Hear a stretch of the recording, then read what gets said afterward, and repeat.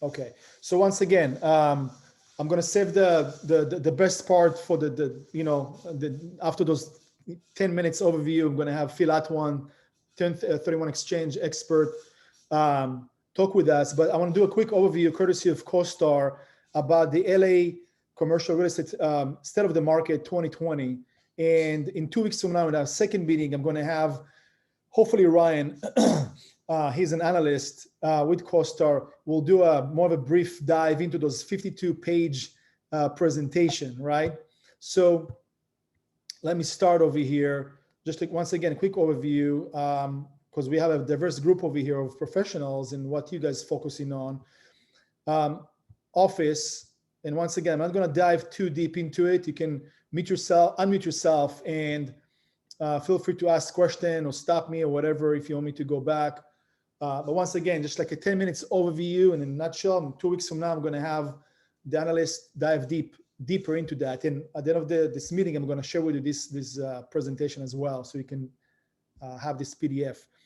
LA office activity. I mean, look overall what happened as we know in 2020, big drop over there. And the difference of the colors over here, you see before month end and after month end. Not too many people here, especially in off. When we have, once again, the diverse group overall, the majority are apartments, but not just. Office supply, demand, and vacancy. We can see of course, the vacancy increase over here. I think it was all-time high since the post-crash. Maybe Phil has more data for me. You can share afterwards. Sublease space availability. This is the inventory by sub-market. Very interesting stats over here as well. Look at the diversity over here. Seem like the beach cities area got a, well, Hollywood as well, so not all of them, but Marina del Rey, Venice, Santa Monica. Look at the numbers over there, vacancy versus the San Gabriel Valley, Koreatown, Long Beach, Burbank, Glendale, Torrance. Interesting numbers over here. Once again, this is office stats. Doesn't want to move. Hold on.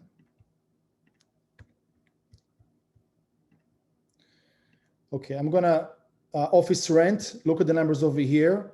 Asking rent versus year-over-year rent change. Construction levels was somewhat of a drop in 2020, but overall the trend is definitely in the rise anyways. I'm going to jump to well, I guess some properties that were that sold in 2020 or maybe for sale. I'm not sure. Anybody know if the US Bank Tower was sold or is still for sale for $430 million? Anybody?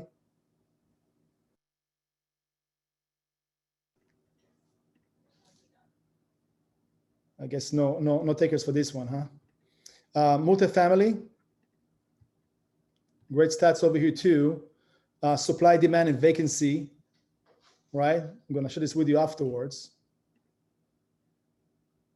But look at the vacancy rate over here. The last year, it was some kind of improvement in 19, and then 20, we know what happened. Would love to hear the analyst in 2 weeks from now, how he will present this information. Demand, monthly demand in 2020. I guess we don't have the numbers for November, December over here.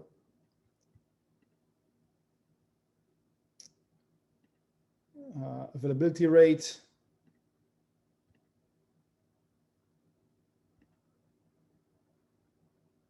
This is the trend for one-bedroom rent trends for 2020. Interesting as well. A lot of data over here. Once again, I'm sorry, I'm not diving too deep into that. I'm just want a quick overview once again and just give some, set the stage for Phil afterwards. Concession rate by the month increase, of course. Submarket construction, look at downtown LA. Woodland Hills, we know what's going on over there, especially in Warner Center. It's still booming, nonstop.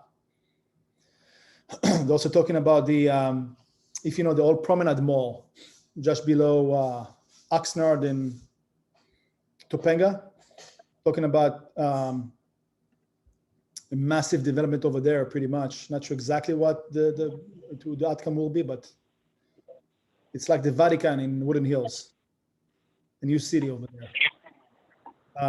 If you join us, please mute yourself. Thank you. Quarterly transaction volume, big drop over there, as we know, in 2020. And we'll talk about that as well. We see definitely encouraging trend to beginning of the year on the commercial side, at least on the listing side. Pricing and cap rates. Look at the price per unit.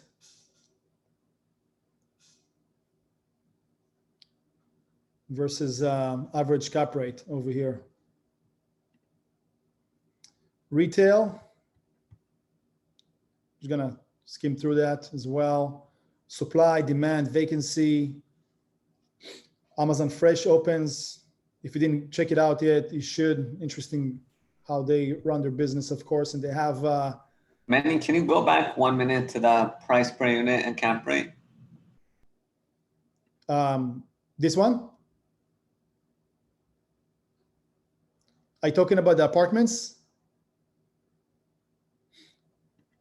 I'm gonna send you all the. Yeah, sorry, apartments price. Yeah, I'm already through that. I'm gonna send you the presentation afterward. I just want to do a quick overview. Basically, we're gonna have the analyst in 2 weeks dive in as deep as you can imagine into that.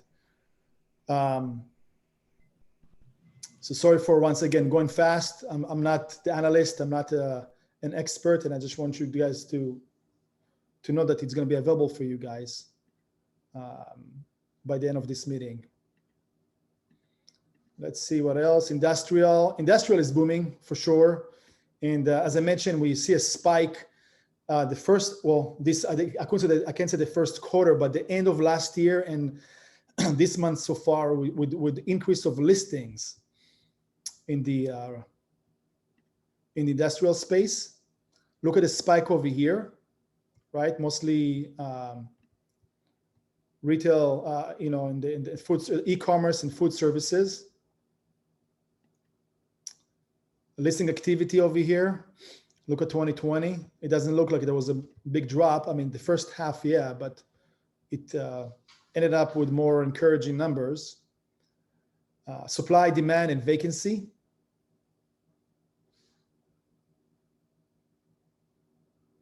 That's the increase in vacancy. Once again, I'm not sure how the analyst will read that to us. LA industrial rent. There's decrease in the asking rent. Sorry, increase in the asking rent versus the change year over year. Demolitions have moderated supply growth. Interesting. Space under construction by area.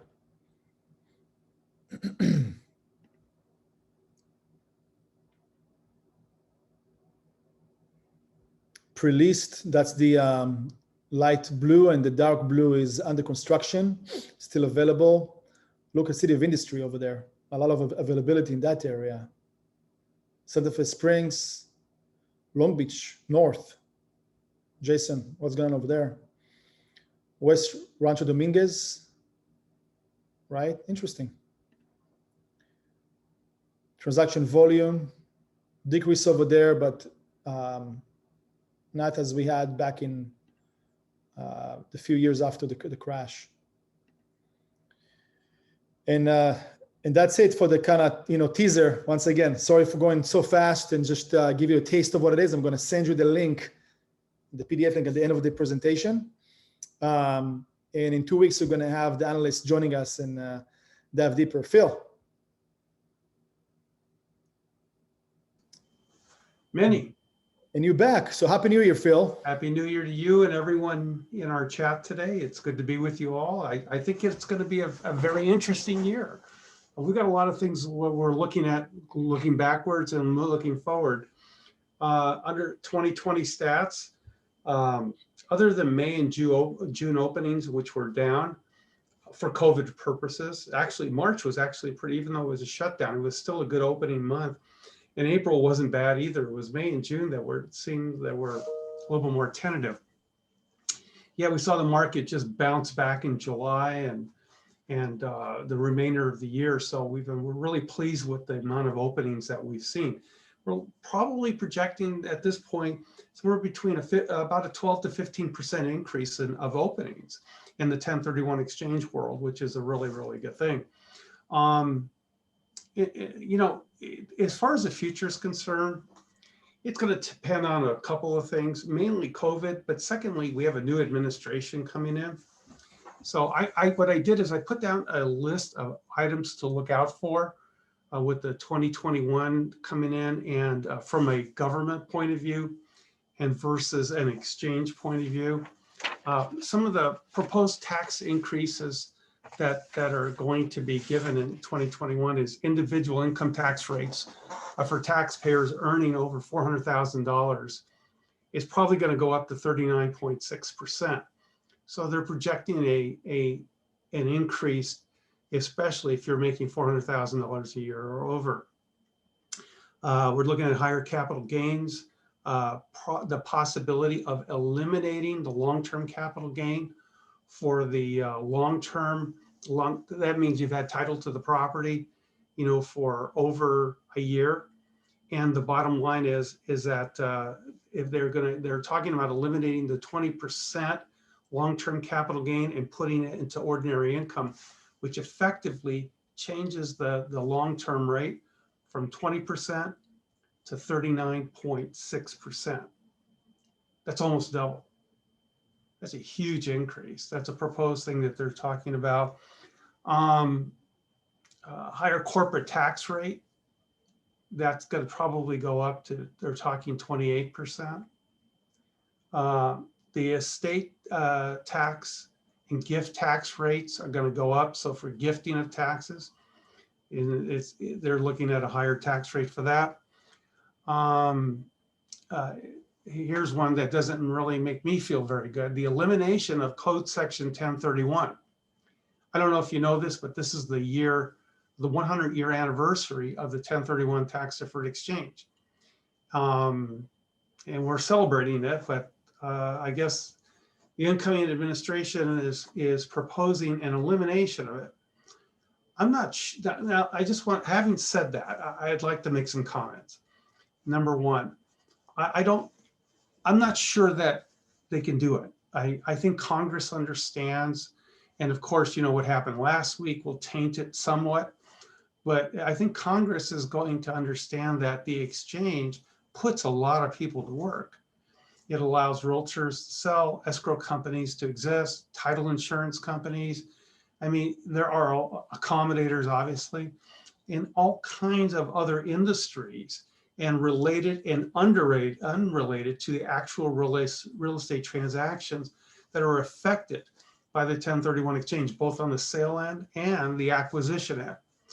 I think it just stimulates too much the economy in terms of creating revenue for the individuals who will pay taxes on the money, and then they go out and spend that money. In fact, when I went to Washington, D.C. and walked the halls of Capitol Hill, meeting with various congressional leaders, that was my main point. I said, guys, you're taking away, if you decide to eliminate the exchange, revenue to the Treasury Department via the IRS. because when people make money, they go out and they spend taxes, and they go out and spend, and they generate more money for other industries. So the bottom line is, I think it's a winnable fight. I don't think they'll be able to eliminate it, but they're proposing to do so. So I thought you should know that. I've did a little write-up about it. So if your clients start asking you questions, I've got a little something that I can email you. Just send me an email, philatwan@gmail.com, and I'd be happy to respond to it and get you some information that I think would calm your clients down a little bit regarding it. They're also proposing elimination of the stepped-up basis, which is very concerning.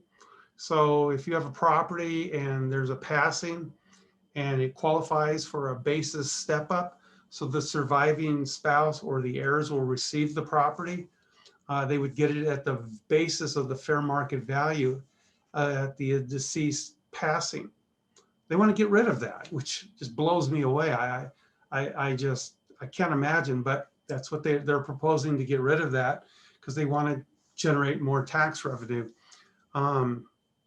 They're also talking about the doubling of foreign income tax rates between 10.5 to 21%. That's a huge hit. So we'll see. It's going to take time for the new administration to settle down and to get to this. And then, of course, Congress is going to have a lot to say about this as well. So it'll be an interesting year in 2021. I don't know that we'll see all this happen even this year. It may happen next year or the year after, depending on, what their priorities are and what they're going to be doing and how much time they have and how much Congress, you think that when you have a supporting Congress along with the White House, they can move things quickly, but sometimes it proves to actually work the opposite. So I don't know, we'll see what happens. Some items just very quickly. Benny, do you have just a couple more minutes? I've got some items that I want to. You're good. Yeah. Keep sharing stuff. Thank you, Phil. You're welcome.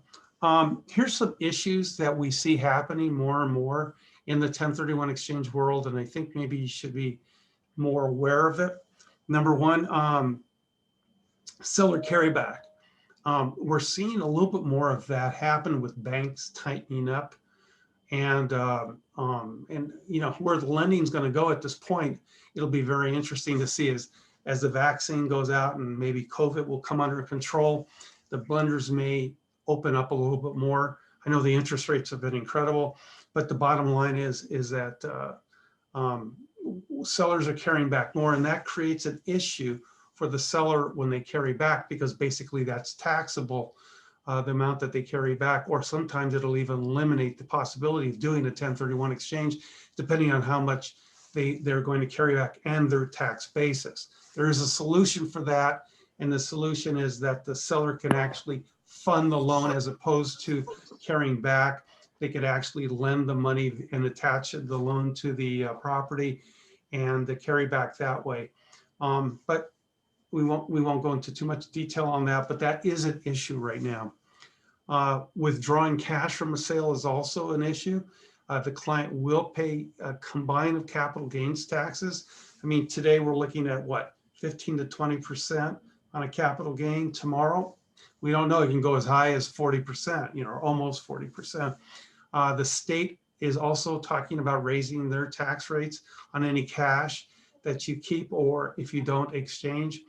And from what we're hearing, they're proposing somewhere between 16 and 18% from the current rate, the high rate of 12 to 13%. So that's a pretty big hit. Let's see what else. Over borrowing has been an issue. When a client borrows to acquire their new replacement property, sometimes what happens is they overborrow. Guess what happens when you overborrow? You get cash back at the end of the purchase. Well, guess what? That's boot. It's taxable, and you're going to have to pay all those taxes that we just talked about. So if the lender could work a little closer with the facilitator and the escrow company to make sure that the client isn't overborrowing, because when you overborrow, you only pay interest on that money and you pay taxes on that money that you overborrowed with. Makes no sense. So it's been a little bit of a problem. The other thing is buying down. And some investors have been doing that and wanting to, for whatever reason, buy down a few $100,000 and they're going to get stuck with the tax. So as long as they know what they're going into and they know what the tax is going to be, then I understand. But if they don't, then they get caught by surprise and have no idea. Don't forget, you can eliminate the non-recurring closing costs from the proceeds of the sale. So anything they pay in commissions, escrow, title insurance, transfer taxes, recording fees, exchange fees, and anything that the seller concedes to the buyer in terms of a repair or an improvement or whatever, that can come off the sales price. So if you sell for $5 million and it costs $400,000 in non-recurring closing costs, they don't need to buy for $5 million. They need to buy for 4.6 or greater and reinvest all the cash into the acquisition. The other issue is this is probably more in the residential end than it is and apartment than it is the industrial or the commercial end. That's when somebody wants to take a spouse off or add a spouse on to an acquisition. That really confuses the government. They sometimes don't like the way it looks and will say, well, if for example, you have a husband and wife in a trust or an LLC or whatever, they own the property, and or even tenants in common or as an individual.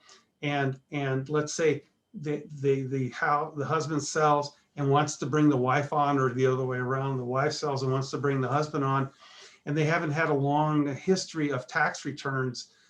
What happens is sometimes they're just going to say, well, whatever she sells for, she has to buy for that much or more. So if she's going to add her spouse on, so let's say she sells for $3 million and she's going to only own half the building, she's going to have to buy for $6 million now, because now she's adding her spouse on.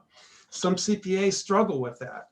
And it's really important that they have to include their tax people involved to make sure they're buying in the right proportion if they want to add a spouse on when they've had that property by themselves. So that is a problem. It's a big problem. And it produces a big taxable issue when they think they're buying enough property when they're really not, depending on how the CPA is going to see it and how they're going to present it to the government. The other thing is improving replacement property with cash for the exchange. So it's sort of like a build to suit.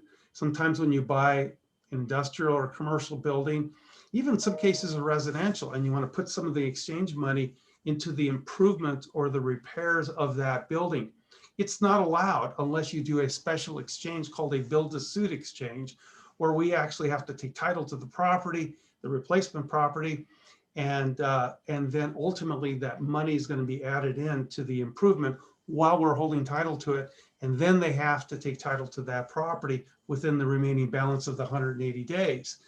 If you have a lender, the lender is not going to allow us to hold title to the property when you go to buy. That's going to be a big problem. So basically my recommendation is, if you talk to me, if you can't do a build to suit exchange, it's probably cheaper just to buy what you need to buy, take a second or a line of credit on the property, and then do the improvements then, because the interest rates are so low. And frankly, you can write them off, the improvements that you build. Therefore, it's a lot less expensive than paying taxes. So if your client wants to build improvements or repairs into the acquisition, talk to me first, and I'll make sure and let you know what he can and can't do based on their individual circumstances. One more thing that I want to bring into the mix here, and this is definitely more in the residential end. A lot of investors now want to exchange a second home or a vacation home, either from one or to one. Guess what? It ain't going to happen. The government won't let it happen. If it's not your rental property where you're declaring rent, where you're itemizing depreciation on your Schedule E, it's not an investment property. You're not going to depreciate vacant land, but vacant land is definitely exchangeable. And so is any other type of business where you actually occupy the business, the property with your particular business. That is exchangeable. But what is not is secondary homes, vacation homes. So be careful. And if you're working with guest people on the business and the property, so whether it's a healthcare and they're using it's a retirement home, or it's a gas station or a car wash. You have to separate the business portion from the real estate portion. The business portion is no longer available for the 1031 exchange. It hasn't been for years, but the property is, and the property can be exchanged. So you'll have to separate the two from each other, and only the property can be exchanged. I can go on for a long time actually, but remember, the whole purpose of this whole exchange is to re-leverage the equity to create more property that will create more income. Also, additional appreciation, because if we see an appreciating market in the future, ultimately what's going to have to happen is to re-leverage so you have more to appreciate with, and ultimately to buy up to create additional tax write-offs. So folks, that's my end of what happened last year, what to look for this year. And I think I'm optimistic. I think we can have a very, very good year, but let's wait and see what happens. One thing I'd like to see, Manny, is that that economist that you're going to have, who's going to break down what they're projecting for 2021. I'd love to be a part of that. It sounds interesting. Oh, for sure. Well, I mean, first of all, invited. You have it's the same link. Oh, okay, good. Thank you. So join in, and so thanks again, Phil. Good stuff, good insight, good content.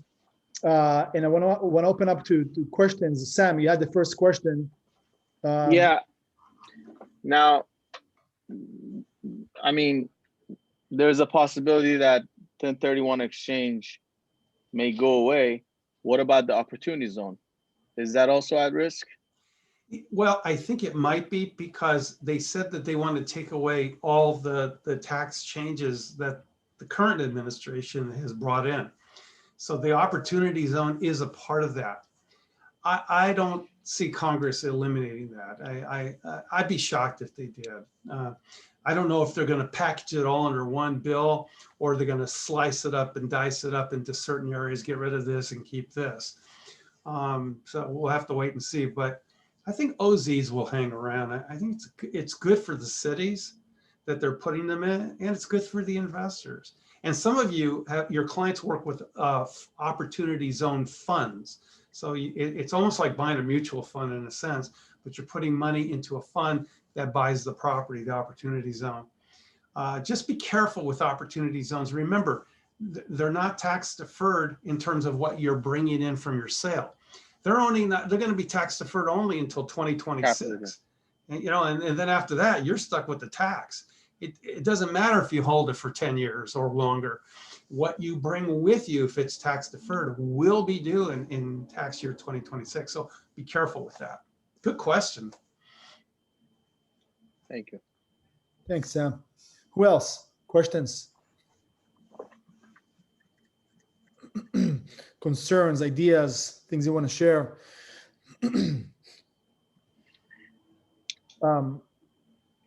Anybody? Manny, I have if anybody's interested in, I have a number of prospecting letters that we've created to investors that talk about different areas of increasing cash flow by releveraging, the same with appreciation. I know. I've seen, by the way, between 20 to 23% investors leaving the state of California. That's a big deal. And I think they're leaving because of lots of different reasons. One of them is the regulation and the way the government's just really honking down on these investors and making life really miserable for them. I think moving into other markets that are emerging right now, I mean, parts of Nevada and Arizona, Texas is still a hot market for the most part. You can't believe how many exchanges I'm watching going into even Tennessee and Idaho and other markets. In fact, I got a call from a guy who says this morning, he's getting rid of his property in Iowa because the markets are just jumping up there, and he's going to exchange it into something out this direction. So going into other emerging markets other than California may create a really good opportunity for your clients. So if you have any questions, give me a call. I'd be happy to talk with you about it. Yeah, Sam, go for it. So I actually like that idea, but the only thing is that how about our commission? I mean, it's I mean, I'm not really for just getting a referral fee. You know what I mean? Well, So you would how get do a we? referral fee for the replacement property, but you'd be the listing agent on the sale end. You're not sharing anything on the sale end. It's only the up leg. And remember, these people tend to own multiple properties, not just one. And so if that is even entered into their mind, and like I said, my book of business, we're one of the largest independent facilitators in the country. A lot of my business is just right here because this is where I live, I market to. The bottom line is I'm watching a lot of these people who are just upset and want to take their properties other places because they feel like the state is tax-wise, regulation-wise, it's just become too unbearable. It just might be a good marketplace for you to create new deals for yourself. Yeah, I agree. I definitely agree. Phil, from the trend that you experienced last year, what did you see more of in terms of exchanges? I mean, you went through a lot of different things, but that's just like about, what you experienced or where you think it's going to go. But from your experience, where do you see the hottest market, or what do you think is the hottest opportunity currently? You mean to sell or what they're going into? To exchange. I mean, yeah. To relinquish. Yeah. Yeah. I'm actually seeing it across the board. I've had a number of industrial. Right now, apartments are in a really weird place because of all the laws with relating to the COVID that they don't have to pay and give you an excuse and blah, blah, blah. Those people are really unhappy. And I think that's a really good market when you're talking, 5 and above, to be able to start snuggling next to and talking about feeling their pain and the consideration of going into other types of properties. Triple net is growing. I'm seeing more and more a desire for that, for investors to get into something that they don't have to babysit anymore. And unfortunately, we don't have a lot here. They have to go to other places, and the cap rates are much better in other places. So, Especially drive-throughs. I'm sorry? Especially drive-throughs. I just sold the land, and my client is gonna build a drive-through triple net on San Fernando Mission Road. Yeah, great idea. Yeah. Great idea. So they're looking for new places to move their employees. And some of them are saying, enough's enough. So the office space has been tough. I don't know what to think this year for office space. It might have a little rebound. It may not. I think what we're doing right now, being on Zoom, is the enemy of the office space. So that's an issue. So where's that going to go? Maybe it's the time to sell office space now, before maybe it goes down a little bit more. But we don't know. It could resurge. The retail thing is kind of weird too. I've seen just all of a sudden some retail sales where they're selling shopping centers, especially small shopping centers, $4 to $7 million range. We'll call it under 10. There may be some opportunity there, but a lot of them have gotten hit with their especially if they're small. The big box are hanging in there. It's the small, retailers that have really had to shut their doors. So thankfully that the proposition, what was it, 15, regarding the property tax, that one failed. So that's going to help a lot. But we'll see what happens with the retail end of things. It's a mystery, isn't it? Good insight. Yeah, absolutely. Well, you still have to stay optimistic. I mean, not encouraging. Yeah. Yeah. I mean, we don't have our head in the clouds, but we have our feet on the ground, but yet we can see that, maybe we could work with the powers that be to keep the exchange going. But look, every time things get difficult, what do? You make adjustments, you reinvent, you have to change things, and we will change just like we did when we went from the 2005 and 6 market down to 10. You saw those graphs that you were showing, Manny, and we saw what happened in 8, 9, 10, 11, and 12. And then look what happened. It took off again. There's going to be opportunity and difficulty. And there are people that I have personally have spoken with. They're sitting on cash right now. They're waiting to see if what's going to happen, and they want to jump on it. So this is the time to keep in touch with those people. You know, whether you're going to sell them or not right now, they may be, you'll eat today, but you got to eat tomorrow too. And keeping in touch with those people now for tomorrow's bread, I think is a real winner. Yeah. Jason? All about relationships. Yeah. I was just going to say, if they eliminated the 1031, that'd be a huge pivot into insurance. You know, I mean, it'd be crazy. I can't see them doing that for all the reasons that you said. So I just move ahead as if that's never going to happen. From your mouth to God's ear. I agree. I hope you're right. I better be right. And you mentioned, Phil, today or this week or this month is 100 years to the exchange? Well, this year. It's our 100, and guess who introduced the 1031 exchange to the United States? Congress. They created it. So, and what was the purpose? It was the purpose to move your equities around into other properties by deferring the tax and keeping you in the market. You keep the money in the US. You could still exchange into any state. You're not limited. Even though California's tried to stop it, they can't. They'll have you file a form if you take your property into another state, and you have to file that form every year, but it's not a big deal. You can just get it done. The state can't touch your money. So it still gives you opportunity to go into different types of properties, because remember, the definition of like kind is any investment real estate. So I can literally exchange a industrial building for a single family rental. And that is still like kind under the code section 1031. They just won't let you go into something for personal use, you know, for like your personal home or second home or vacation home. But everything else is pretty much wide open. It still produces a lot of opportunity to change gears for your client to go into something that's better. Like I said, a lot of the older folks, if you're dealing with people who've owned their rentals for 20 years or longer, there's a good indication that means they're either near or in retirement. And if they're near or in retirement, guess what they're looking for? They want to not be, they don't want to manage anymore. They're looking for steady cash flow, because cash flow is more important to them than anything else, because they're retiring. Mm-hmm. And then ultimately the ability to give it to their kids when they pass. So I still think a lot of those things don't change.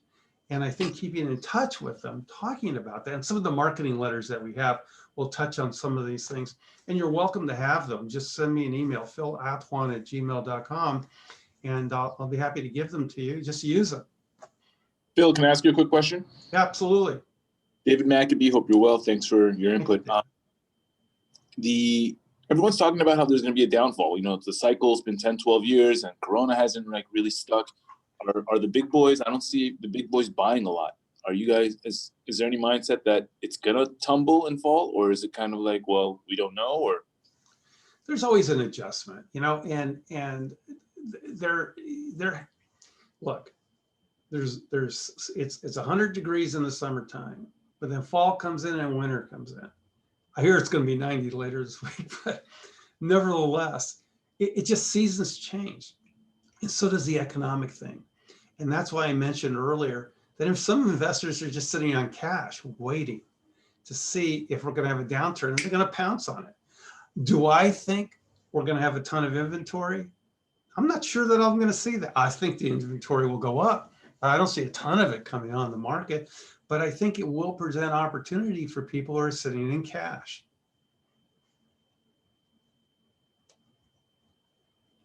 cool. Good question, David. And welcome to the group, David McAbee. Thank you. Good to have you. Who else? Anything else? As long as we have Phil. Okay, Phil, good stuff. When in doubt, give me a call. There's no obligation. I'm happy to help you out and send you in the right direction. If you need some good referrals for tax people or tax attorneys, and there's a time and a place for a tax attorney, and there's a time and a place for just a CPA or an EA, I'll be happy to shoot you some referrals. Good luck. It's going to be a really interesting ride. I think we'll all be standing and we'll all be progressing. It's just that we just have to be flexible. Yeah, and Phil, type in your email just for any case in the chat to everyone. So we're gonna have it. Put it in right now. Thank you, Phil. Once again, good to have you. Anybody want to pitch anything? Anything you have? Looking for something? That's the time. You can also type it in, or if you just want to unmute yourself. Anybody?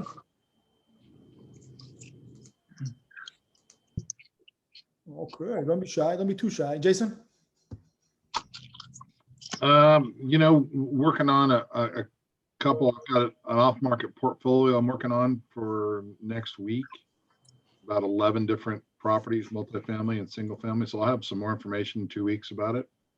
Doing the valuations right now on the portfolio. And then that's about it right now. Everything else is on the market. Good job. Good job, Jason. Thank you. Anybody else? David? You unmuted or just background noise? Oh, sorry. No worries. Okay, and I just shared on the chat the Costar Stats for 2020, what I just showed you earlier. That's the PDF. So use it. And once again, 2 weeks from now, I'm going to have the analyst go over each page, each section. So, prepare your questions or what have you. Should be an interesting overview for sure to understand those niches from last year in the commercial arena. Aside of that, thanks everybody who using our commercial marketing team. They produce some just beautiful pieces, OMs, VBOs, etc. So if you need, reach out to us. You can start with just the marketing director, Joey. I just typed in his email right now if you need any kind of consultation. Or it's marketing co at forward1.com. Marketing co at forward1.com for any commercial marketing needs for our group exclusively. And we're going to start drip campaigning in the next couple of weeks on the social media platforms that we created for the group, together with Commercial SoCal. I'm going to promote that as well in the group chat. And lastly, if you didn't join yet, feel free to join our WhatsApp group. We have a WhatsApp group only for once again, for our commercial people. I'm going to share the link as well right now. And I already said that people, sharing some new listings and needs, etc. So here's the link. It's WhatsApp, and that's all I have for right now. Anybody else? Anything to add? Anything to share? Well, Minnie, just a quick question. This is Kiana. Yeah, hey. I just want, hi, is the marketing team, KW commercial marketing team, only for the Calabasas office? No. This is for our group of offices, the Forward Living offices. So you're good. So reach out to them. Which office are you with? Now I'm in Encino, Sherman Oaks. Got it. So talk to me afterwards. Okay. Got it. Thank you. Thanks. All right. Anybody else? Phil, thanks again. Can't thank you enough. Always good to see you, even if it's virtually. No, it's my pleasure. Good to see you and everyone else. I just thought of one more thing. Sure. If your client is looking for opportunity right now, the reverse exchange is a perfect way to go. If they have some cash and an ability to borrow, they can jump on what they find because that's what they really want to go into, and then close a sale up to 180 days later. That might be a good way for your client to be able to capture what little inventory that's out there. But when you have a nice pearl of great price that they find, that might be perfect for them.